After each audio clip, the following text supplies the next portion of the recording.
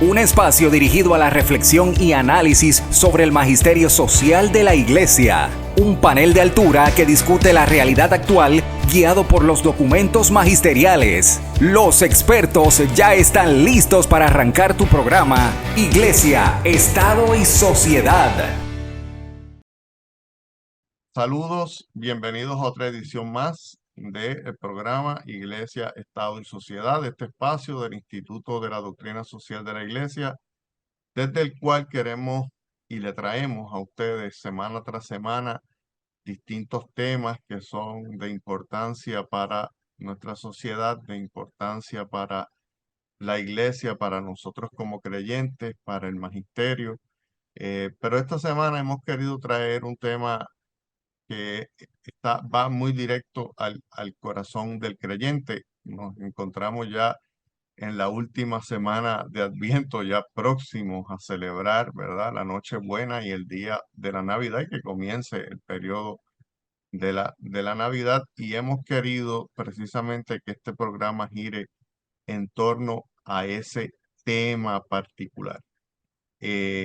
Quiero comenzar excusando a mi compañero de programa, Fernando Pacheco Balcour, que por razones de trabajo no va a poder acompañarnos en el día de hoy, pero estoy muy bien acompañado con el padre Feliciano Rodríguez, buen amigo personal, buen amigo de la familia, buen amigo de la Pontificia Universidad Católica de Puerto Rico.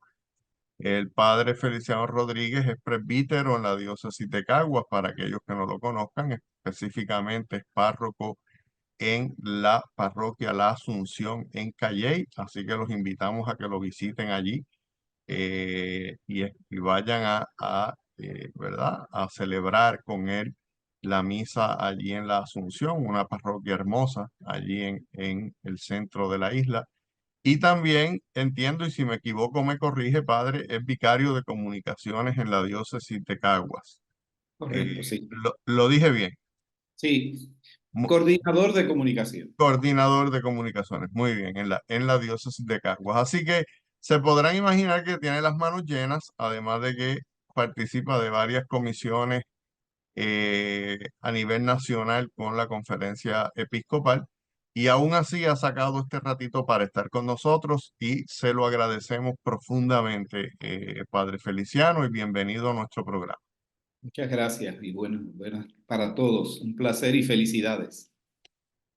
Padre, nos encontramos ya en la última semana de Adviento, y quizás algunas personas dirán, bueno, pues ya esta discusión está un poquito tarde, pero me parece que es importante volver a recalcar de qué se trata, qué es lo que buscamos. La iglesia comienza su año litúrgico con el Adviento. ¿Cuál es el significado del Adviento y qué es lo que el creyente, el católico, debe buscar durante este periodo de 4 semanas, que a mí me parece hermoso, ¿verdad? Algunas personas no entienden las lecturas de las misas los domingos o se escandalizan. ¿De qué es que se trata el Adviento? Bueno, la palabra Adviento significa llegada, espera por la llegada, el advenimiento del Señor, la cercanía de Dios a la humanidad por el misterio de la encarnación. Y la iglesia se prepara para eso. Y el Adviento tiene una connotación litúrgica y escatológica, o sea, que tiene que ver con la preparación que se anunció por siglos de la llegada del Mesías y al mismo tiempo de lo que va a significar el regreso del Señor al final de la historia. Y ambas cosas están conjugadas en este tiempo litúrgico. Son 4 semanas y las 4 semanas en la liturgia de la Iglesia Católica tienen los mismos temas todos los años, aunque cambian las lecturas, pero conservan el mismo tema. Primer domingo es el pueblo del Antiguo Testamento que esperaba el Mesías. El segundo domingo es el domingo de los profetas y ahí aparece la figura de Juan el Bautista, preparen el camino del Señor. El tercer domingo se le llama el domingo de la alegría. Tanto en Adviento como en Cuaresma hay un domingo de la alegría. Cuando ya está cerquita la festividad mayor, se cambia de tono, incluso cambian los colores litúrgicos, porque el morado es el que predomina en el Adviento, pero ese domingo se utilizan vestimentas color rosado claro. Y es porque ya está tan cerca que entonces se le pide al pueblo que ya te debes haber preparado y ahora ponte en tono de fiesta. Entonces mira hacia adelante, no hacia atrás el pasado que había que cambiar, sino la anticipación de la alegría. Porque ¿cómo va a ser, por lo menos a los creyentes, que no ocurra la alegría si viene Dios tan cerca? Y entonces es casi una provocación ese tercer domingo. Y todas las lecturas tienen que ver con la alegría. Interesante porque a veces se identifica a los religiosos como un poco solemne o hasta aburrido. Y hay 2 días en la liturgia que es casi obligatoria la alegría. En ese tercer domingo de Adviento y en el cuarto domingo de la Cuaresma. Y el último domingo, el cuarto domingo de Adviento, que es este de esta semana, es el de la Virgen María, que ya está a punto de dar a luz y es el domingo mariano por excelencia. El Papa San Pablo VI escribió un documento que se llamó Marialis Cultus, el culto de la Virgen María, y ahí decía que el tiempo mariano por excelencia es el Adviento, porque María existió, fue llamada a la vida para darle vida al nacimiento del Salvador. Así que esa es la razón de ser de su vocación y de su misión en la historia. Y eso es donde se nota precisamente en esta semana. Y que es un tiempo hermoso también. Esos 4 domingos entonces expresan en las lecturas la temática general. Viene desde el Antiguo Testamento el pueblo preparándose, los profetas ya diciendo, ya viene, anunciando la alegría que se nos anticipa y la Virgen María que lo presenta en su propio vientre. Así que es como un proceso de acercamiento de Dios a la humanidad. El día de Navidad es el toque ya. El cielo ha tocado la tierra en Jesús de Nazaret. El Antiguo Testamento tuvo un proyecto que fueron las 12 tribus de Israel, así lo llama el Antiguo Testamento, una nación en 12 provincias, lo diríamos hoy día, y eso se perdió casi enseguida. O sea, después del rey David, del reinado de su hijo Salomón, se dividió el país en dos y eventualmente desapareció esa unidad de esas 12 provincias, de esas 12 tribus. Y eso quedó como un recuerdo, una añoranza, cuando volveremos a ser un solo pueblo. Y los profetas anunciaban que iba a llegar un nuevo rey, que así es, eso es lo que quiere decir el Mesías, el ungido, es el nuevo rey ungido por Dios, que va a restaurar toda esa unidad y incluso la va a llevar tan lejos que todos los pueblos de la humanidad van a seguir esa luz. Por eso el tema de la Navidad es tan de luz, hay mucha luz y se prenden luces y se adorna con luces, porque la luz es Cristo, Cristo es la luz del mundo y esa luz nos visita de lo alto, dice el Evangelio de Lucas. Por lo tanto, esa espera de una luz para todas las naciones de la tierra estaba también concentrada en la añoranza del Mesías. Todo eso estuvo durante casi 1000 años esperándose y no acababa de llegar. Y de pronto viene la sorpresa de la anunciación de la Virgen María y del nacimiento del Salvador. Así que este tiempo es el tiempo del cumplimiento de las promesas. Más allá, mucho más allá de lo que se pudiera imaginar, porque uno pudiera pensar, bueno, bastaría con que Dios se presentara en las nubes y nos hablara desde allá, un megáfono, y ya pudiésemos verlo de lejos en su trono, pero decidió hacerse uno de nosotros y compartir la cultura, la historia, la raza humana. Y desde entonces nosotros no somos iguales porque Dios nos ha tocado en lo más profundo de nuestra carne. El verbo se hizo carne, dirá San Juan en las lecturas del día de Navidad. Y el Hijo de Dios se llevó nuestra naturaleza, nuestra piel, para dentro de la Trinidad. Así que Dios también cambió, por así decirlo de alguna manera, y ya no se puede, también diciéndolo un poco inadecuadamente, Dios no se puede desentender de la raza humana, porque la lleva dentro de sí, en su propio ser. La metió en la eternidad. Así que estamos destinados a la eternidad por ese contacto del Hijo de Dios con nosotros. Fíjese, padre, hace un tiempo, no sé, creo que fue la semana pasada o la anterior, cuando estuve celebrando la misa dominical, mi párroco mencionaba lo que es el concepto de la Navidad que él le llamaba la Navidad pagana, que es esta Navidad que la gente celebra folclórica, de vamos a comprar, vamos a adornar, vamos a fiestar, vamos a beber, ¿verdad? Pero sin ningún otro significado. Y lamentablemente pasamos el tiempo de Adviento principalmente en esa etapa de la Navidad pagana y perdemos de perspectiva lo que debemos estar haciendo durante el Adviento, ¿verdad? Y si usted nos pudiera orientar un poquito ya en esta semana que nos queda, ¿verdad? ¿Qué un cristiano debería estar haciendo durante este periodo de Adviento, más allá de estar decorando y estar comprando y haciendo fiestas y lo demás, que no está de más, muy bueno y se pasa muy bien y se celebra en familia en muchas ocasiones? Pero además de eso, de eso, ¿qué debemos estar haciendo nosotros como creyentes para poder vivir el Adviento así como que sea productivo para nuestras almas? Bueno, como bien has dicho, el Adviento, la naturaleza humana es de festejar las cosas importantes. No hay ningún evento, el nacimiento de un hijo, la graduación, las bodas, los logros, la apertura de un comercio, cualquier cosa que sea importante en esta vida, los seres humanos tenemos ya casi una tendencia innata de celebrar, de hacer fiesta, de compartir, de invitar. Y eso, pues obviamente, si van a ser el Hijo de Dios entre nosotros, pues es normal que se haga fiesta y es de alegría porque viene a salvarnos. En el credo, en la Iglesia Católica, cuando se habla de este momento, dice, por nosotros y por nuestra salvación bajó del cielo y se encarnó por obra del Espíritu Santo. Entonces, no viene a pasear a la tierra el Hijo de Dios, vino a cambiarlo todo, a establecer el reino de Dios, a alterar los sistemas, a crear una nueva relación entre los seres humanos, que es toda la enseñanza de Jesucristo.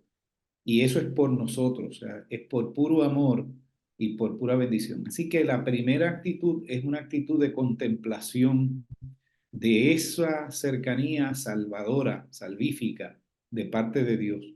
Y es interesante porque la Navidad tiene elementos de contemplación, mirar las estrellas, porque viene una estrella que anuncia todo. Es como si la naturaleza misma estuviera hasta más consciente que nosotros y estuviese conspirando para ayudarnos.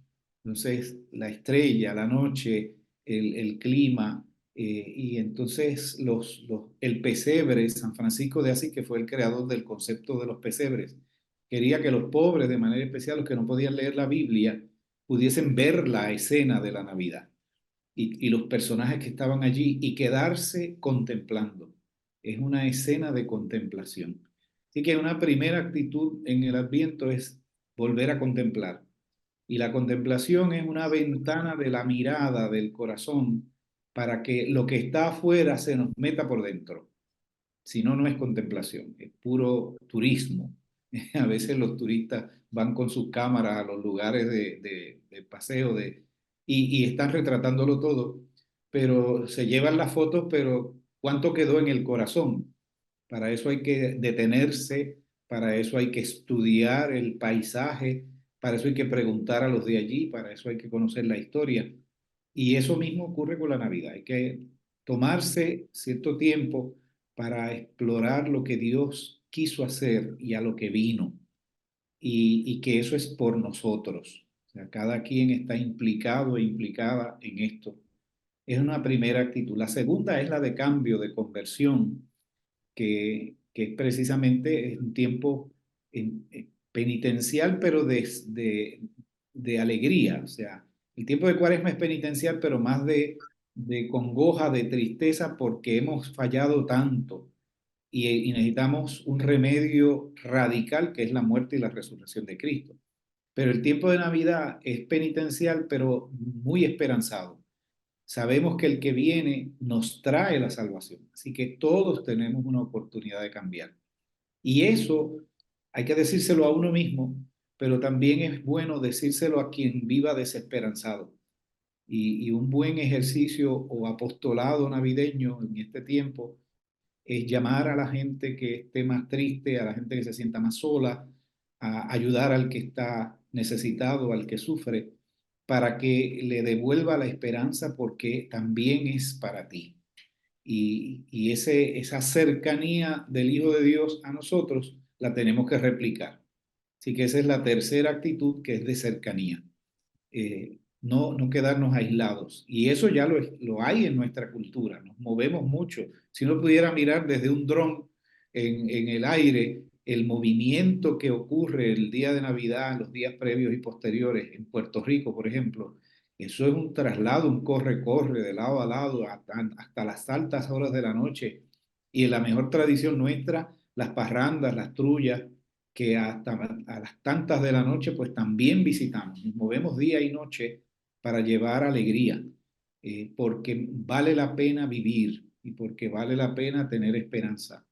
Eso es tan necesario en el Puerto Rico actual, en el mundo actual, en que las malas noticias nos pueden abrumar y pensar que ya no hay nada que hacer. Así que los que vivimos el Adviento y lo queremos vivir en autenticidad, estamos desafiados a la esperanza. Y eso es la corona de Adviento, que es otro de los signos fundamentales de Adviento, va encendiendo una vela cada semana y se va ampliando ese círculo de luz. De modo que al final la luz que es Jesús ya lo ilumina todo. Pero eso no se puede quedar en adornos. Los adornos son importantes como un recuerdo de lo que debe estar pasando por dentro. Y la música, muchísima música en este tiempo, pues debe ser un símbolo de la alegría que se lleva en el corazón, porque puede suceder que tengamos mucho ruido alrededor y mucha tristeza en el alma, o muchas bombillitas prendidas por fuera y mucha oscuridad por dentro. Entonces, es triste porque cuando pase todo ese andamiaje y se retiren los adornos, lo que queda es vacío. Mientras que quien se haya preparado adecuadamente para la Navidad va a retirar todas las cosas, pero va a quedarse con el alma llena. Y esa es la gran diferencia. Fíjese, padre, cuando yo me criaba hace ya más años de los que yo quisiera, de los que yo quisiera reconocer, allá en el Guamá, en San Germán, había una tradición que, según lo que tengo entendido, fue una tradición que vino desde México, que era la tradición de realizar las posadas de la Virgen, ¿verdad? Que era un periodo de tiempo en donde se iba llevando la imagen de la Virgen durante distintas casas y se visitaba y se cantaba y se compartía en comunidad, y que significaban la verdad, el momento histórico que nosotros entendemos por las escrituras de que pues la Virgen no encontró posada, no encontró lugar en la posada y tuvo que finalmente ir al pesebre a dar a luz. Eh, a mí me parece que eso era una tradición muy linda, que no he vuelto a conocer de lugares donde se realice todavía en Puerto Rico. No sé si aquí en Caguas, en algún pueblo, allí en Calley, todavía se realiza, pero era una tradición linda por lo que representaba, ¿verdad? Que era un poco ese anuncio del que usted nos dice, ese compartir esa alegría de ya el Señor viene, ¿verdad? Y aquí está, podemos ver aquí a su madre que está buscando dónde descansar y dónde poder dar a luz y tú le estás abriendo tu hogar para que ella lo haga. Me parece que era una tradición hermosa, que no le he vuelto a vivir. No sé si aquí en el área en algún otro lugar en Puerto Rico, me imagino que sí, y que en el área de Mayagüez al menos, por lo menos todavía se realice. ¿Conoce usted algo de esa tradición? Desconozco qué se está haciendo en cuanto a eso actualmente. Sé que hay parroquias que probablemente lo realizan en algún que otro lugar. De las que yo conozco, no. Ok. Nosotros en mi parroquia y en donde yo pues, estoy más al tanto, celebramos las misas de aguinaldo esta semana y es como lo que ocupa la atención más grande y es la tradición más genuina puertorriqueña, que es madrugar para celebrar la misa y después tener una parranda y compartir un desayuno. Y Y fíjese, padre, entonces es como el paralelo de eso. sí, ya que me habla de las misas de aguinaldo, las misas de aguinaldo realmente lo que se celebra es la novena, la novena previa a la Navidad, ¿verdad? Que son las 9 misas. eh, que tengo entendido por lo que yo le tengo que ser sincero, yo voy a algunas misas de aguinaldo, pero yo no soy precisamente el madrugador por excelencia. Y cuando voy, termino despertándome básicamente después que la misa termina. Así que a veces tengo que decirle que a veces soy un celebrante terrible en esas misas de aguinaldo. Pero entiendo que cada día de esas misas de aguinaldo se celebra no se celebra, se señala o se trae a la atención a una figura particular que estuvo cerca al nacimiento de Jesús. Y me gustaría, tenemos que ir a la pausa, pero cuando regresemos me gustaría un poco que nos hable de cuál es el significado de esa novena de las misas de aguinaldo. Y tenemos que ir a la pausa, no se retiren, que en breve regresamos nuevamente a Iglesia, Estado y Sociedad. Iglesia, Estado y Sociedad. Saludos, bienvenidos a este segundo segmento del programa Iglesia, Estado y Sociedad. Eh, en el día de hoy conversamos con el padre Feliciano Rodríguez, párroco de la parroquia La Asunción en Calley y buen amigo de la Pontificia Universidad Católica de Puerto Rico, y estamos hablando precisamente de todo el tiempo el Adviento y lo que sucede en la Navidad y con la encarnación de nuestro Señor. Y antes de la pausa nos habíamos quedado hablando, padre, de las misas de aguinaldo, que en Puerto Rico son tradicionalísimas, ¿verdad? Eh, y pues la gente va y qué chévere, la misa de aguinaldo, pito, flautas, es un buen momento para compartir en comunidad, excelente. A mí las veces que he ido, y como les decía antes de la pausa, una vez me despierto, pues los disfruto muchísimo. Pero, ¿cuál es el verdadero significado? Es una novena, ¿verdad? Que se celebra previo a la Navidad, y creo que se resaltan personajes importantes en cada misa que tuvieron algo que ver con la Navidad. Con el nacimiento, ese momento del nacimiento de Jesús. ¿Estoy en lo correcto o estoy diciendo un disparate? No, completamente correcto. En la tradición católica, en la liturgia de la Iglesia Católica, tenemos una semana de preparación, y se extiende más en el caso nuestro hasta una novena, de los momentos más grandes, como es la Navidad y como es la Pascua. En Pascua la conocemos más como Semana Santa. Es una semana de preparación intensiva. Y después hay otra semana posterior de celebración, de extensión de la celebración, que es la octava de Navidad y la octava en el caso de la Pascua, que en Puerto Rico incluso pues tiene estas otras connotaciones. Las octavas de Navidad las multiplicamos, las octavitas, y entonces hay más de una octava, 2 y 3 octavas, porque la gente no quiere apagar en la fiesta de la Navidad. Y por eso decimos que estas son las navidades más largas del mundo. Entonces, tiempo, semanas de preparación y semanas de celebración alrededor de ese evento central, que en este caso es la Navidad.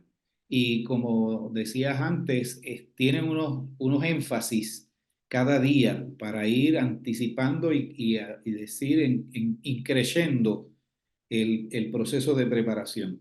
Aquellos personajes que iban anunciando lo que va a suceder en las profecías del Antiguo Testamento, esos profetas están recogidos en la semana de las misas de Aguinaldo, y después los que ya van, que tienen que ver directamente con el nacimiento de Jesús, como es el nacimiento de Juan el Bautista, como es todo el proceso ya de preparación para el nacimiento de la Virgen María, la caminata, los sueños de San José, que tiene que recibir este regalo de Dios y no dudar. Entonces ahí estamos todos simbolizados. En las lecturas de la Biblia, en la liturgia católica y en cualquier liturgia bien hecha, cada personaje somos nosotros. Es la mejor manera de hacer interpretación bíblica. Yo soy San José, yo soy la Virgen María, yo soy los pastores, yo soy Isaías. Entonces, eso que dice ahí de esos personajes, yo soy Juan Bautista, pues aplicárselo a uno mismo. Y es una manera de hacer interpretación bíblica correcta, porque está diseñada, proclamada esa palabra para cada uno de nosotros. Así que los que estuvieron como protagonistas allí en esta semana de misas de aguinaldo, eran aquellos personajes históricos, pero ahora somos nosotros. Y entonces se acoge la palabra, el mensaje, como para aterrizarlo en la vida y en el corazón de cada uno de nosotros. Y hasta ahí va llegando hasta que llega el momento del nacimiento, acompañando en último momento a la Virgen María, que está a punto de dar a luz. Y todo es un proceso también de sencillez. Las lecturas están marcadas por la sencillez, porque el reino de Dios no es como los reinos de este mundo, que están construidos sobre el poderío y los lujos, los palacios. Precisamente el Hijo de Dios nace en las afueras, en un pueblo pequeño, nace en un establo, no tenía posada, como muy bien señalabas antes. O sea, es como se diría, una persona sin hogar, sin techo. En inglés le dicen los homeless, los que se quedaron sin espacio para poder encontrar lugar en este mundo, en esta historia. Y eso está recogido también en las lecturas. El proceso del nacimiento del Hijo de Dios no fue nada pintoresco ni nada de algarabía, fue doloroso. Tengo un amigo que tuvo su primer hijo y no hizo más que nacer el nene y lo pasó toda la Navidad en el hospital en emergencia cuidando a su bebé hasta el 7 de enero que lo dieron de alta. Y yo le decía, ¿y cómo te has sentido? ¿Has perdido las Navidades? Porque era un músico, además, un buen músico. Me dijo, no, ahora por fin entiendo la Navidad porque la primera Navidad se trató de los papás de Jesús tratando de salvarle la vida. Y eso es lo que me ha tocado hacer este año. Entonces, qué interesante, porque yo nunca había pensado en esa perspectiva. O sea, todo lo que es la lucha por la vida está ahí condensada en el misterio de la Navidad. Y esa preparación, esos anhelos de vida están en la semana de las misas de aguinaldo. De todos los que soñaron en el Antiguo Testamento que el pobre tuviese una esperanza y el Hijo de Dios se hace pobre, se solidariza precisamente para que los últimos puedan tener esa esperanza de vida. Fíjese, padre, eso a mí, no había mirado esa perspectiva que usted me acaba de traer de esa experiencia de su amigo, y qué hermosa reflexión y qué hermosa enseñanza de parte de él. Pero yo siempre he utilizado como un antídoto contra la soberbia, cuando siento que la soberbia está tratando de apoderarse de mí, el mirar dos cosas. Una de ellas es precisamente Jesús, el Hijo de Dios, el Rey de Reyes, el que todo lo puede, el Todopoderoso, el Alfa y el Omega, ha decidido venir al mundo, pero ha decidido venir al mundo como el más pobre entre los pobres. Entonces, eso definitivamente tiene que ser una enseñanza de humildad para cualquier persona. Lo comparto mucho con mis estudiantes también en el salón de clase. Y la otra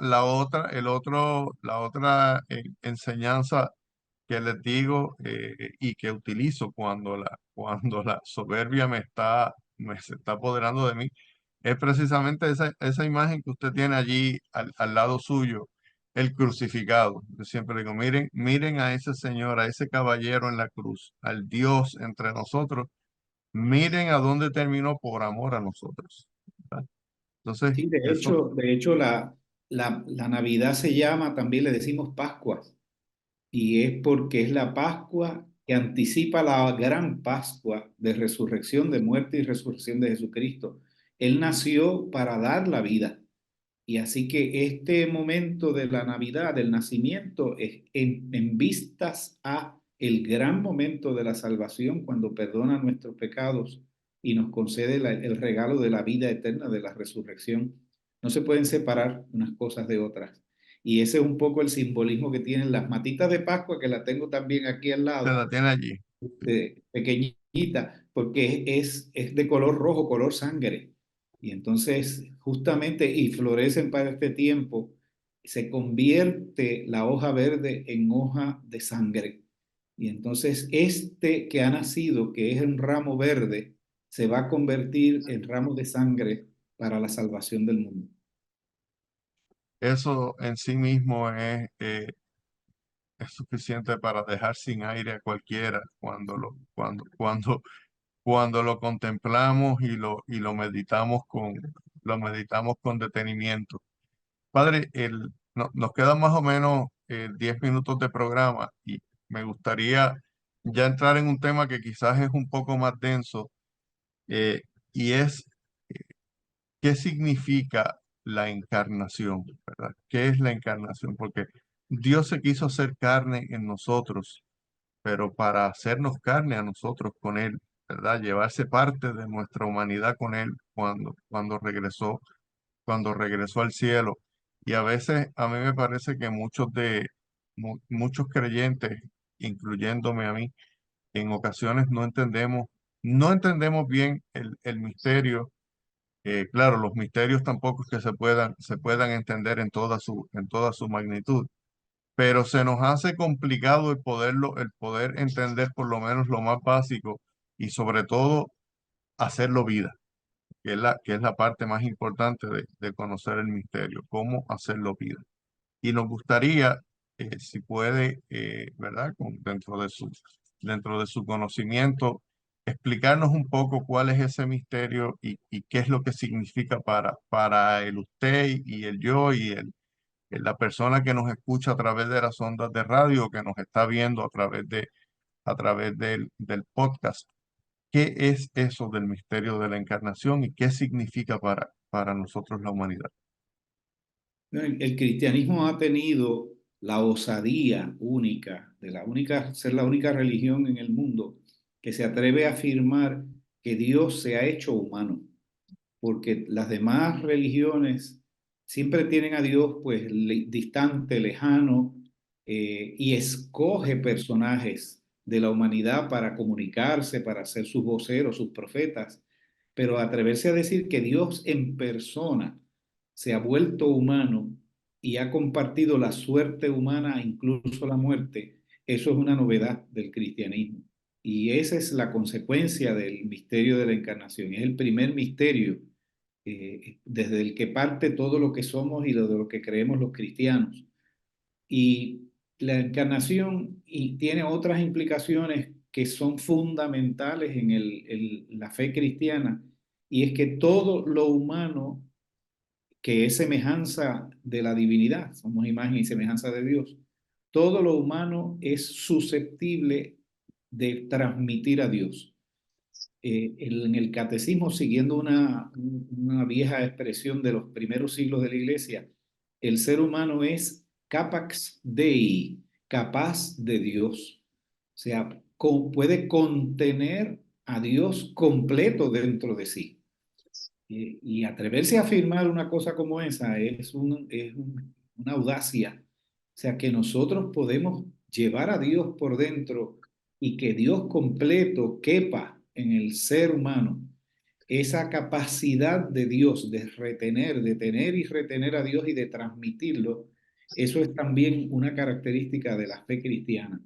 Y eso es fruto de la encarnación. O sea, al habernos asumido en su propio ser, pues nosotros nos volvemos vehículo, canal, recipiente de Dios. Y esa es la mayor dignidad que pueda tener el ser humano. O sea, que aquella dignidad original de la imagen y semejanza de Dios que la tiene cualquier persona, aunque no crea ni en la luz eléctrica, la tiene de por sí, por ser un ser humano. Ha sido elevada esa condición al nivel mismo de Dios desde ese toque que es la encarnación. Y por lo tanto, eso tiene otra implicación fundamental, y es que tenemos que ver a Dios en todos los demás. Todo ser humano es sagrado Todo ser humano es imagen del Redentor y todo ser humano es capaz de transformarse, tiene esperanza.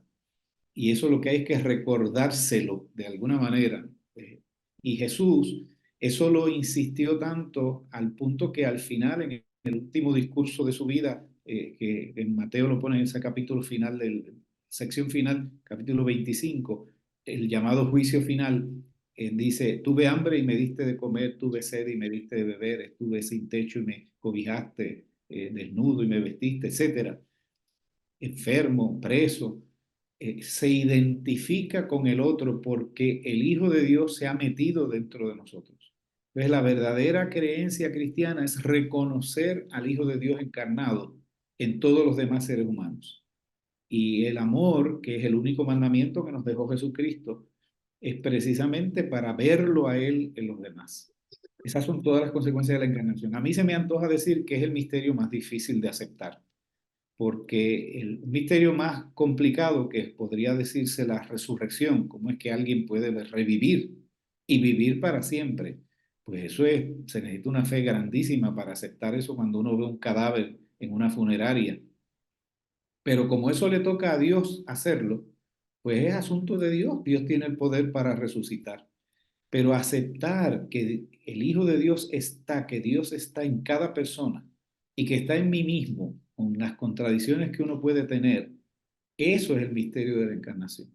Entonces está tan cerca, tan dentro de nosotros, en nuestra propia piel, se hizo carne y aceptar eso es tremendo porque no es ver a Dios detrás de las nubes, es verlo en los rostros concretos de cada ser humano y la implicación que tiene eso de hacer justicia a cada persona, porque no es cualquier cosa, es el rostro de Dios que lo tenemos delante multiplicado por billones de personas. Y es un ejercicio, entonces por eso no puede haber racismo, por eso no puede haber exclusiones, por eso hay que socorrer a quien sea, sin mirar que si creo o no creo, de qué raza o de qué nivel es esa otra persona, como lo Que es, hizo el Hijo de Dios.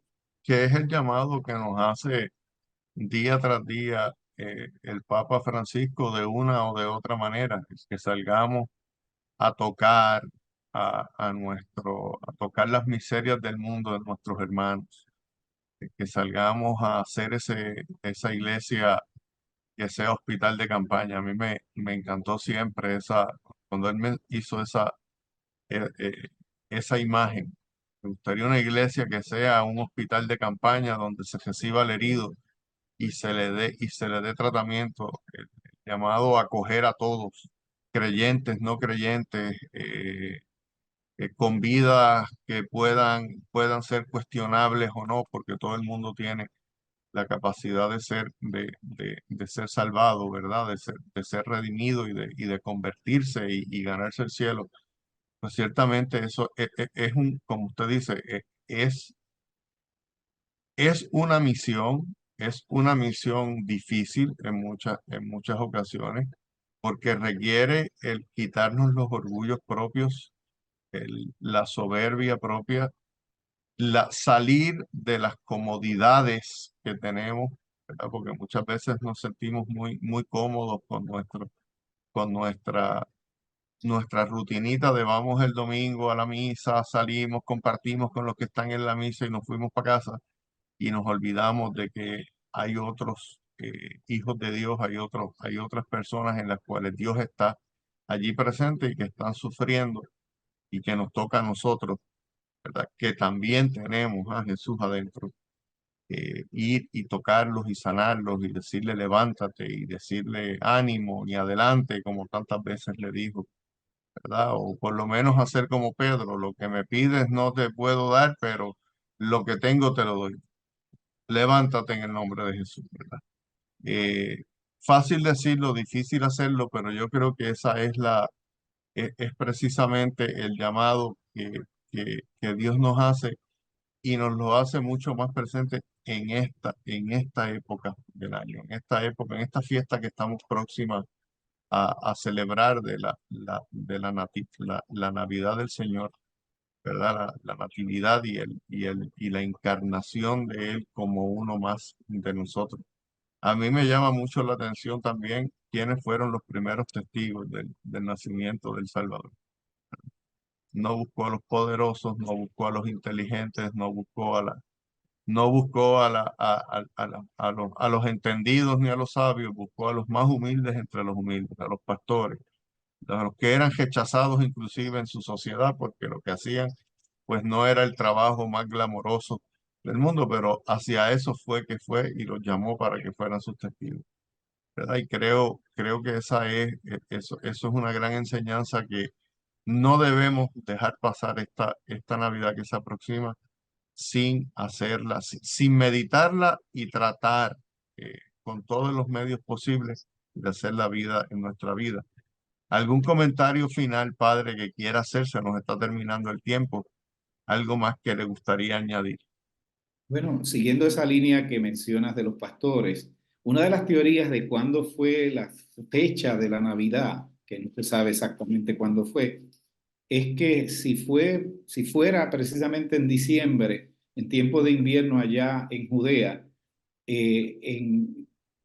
algunos decían no puede ser porque cómo va a ser que en tiempos de frío los pastores estén al aire libre cuidando ovejas.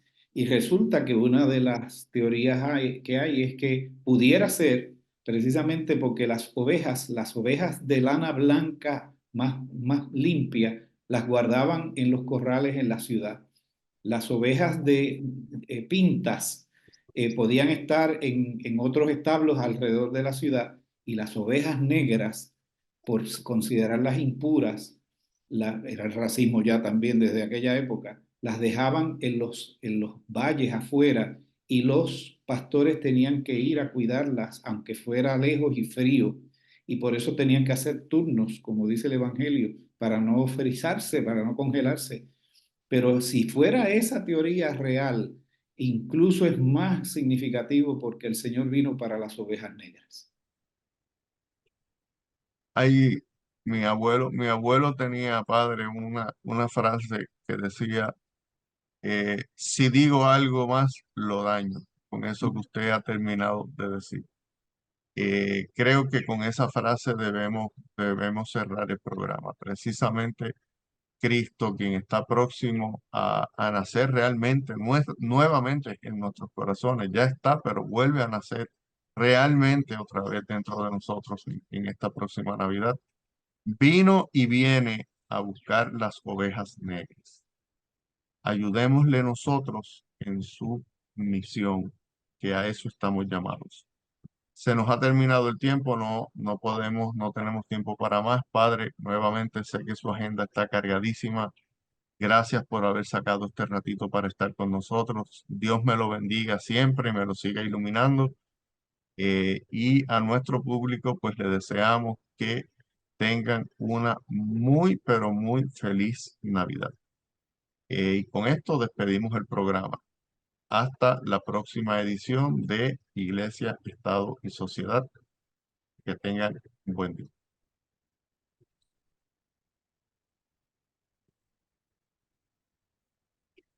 Iglesia, Estado y Sociedad es una producción del Instituto de Doctrina Social de la Iglesia de la Pontificia Universidad Católica de Puerto Rico. Tienes una cita la próxima semana a esta misma hora, porque el análisis y la reflexión continúan. Iglesia, Estado y Sociedad, una producción de la Pontificia Universidad Católica de Puerto Rico.